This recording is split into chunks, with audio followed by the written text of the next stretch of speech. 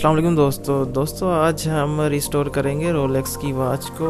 तो रिस्टोर करने से पहले हम चेन की एक साइड को बॉडी से अलग कर लेंगे ताकि रिस्टोर करने में आसानी हो।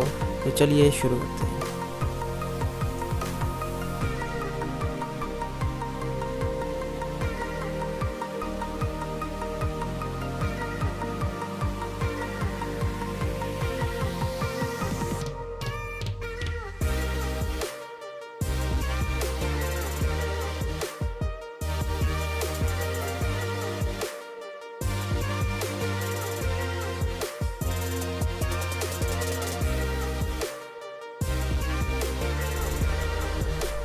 चलिए दोस्तों, इसको थोड़ा सा साफ़ कर लेंगे।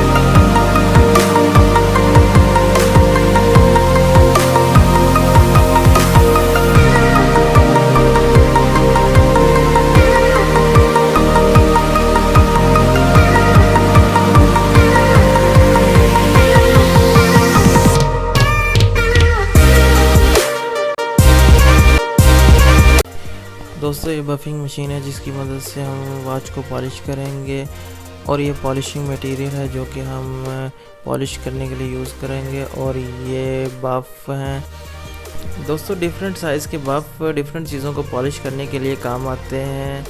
इस बफिंग मशीन के ज़रिए हम प्लास्टिक के अलावा हर चीज़ को पॉलिश कर सकते हैं।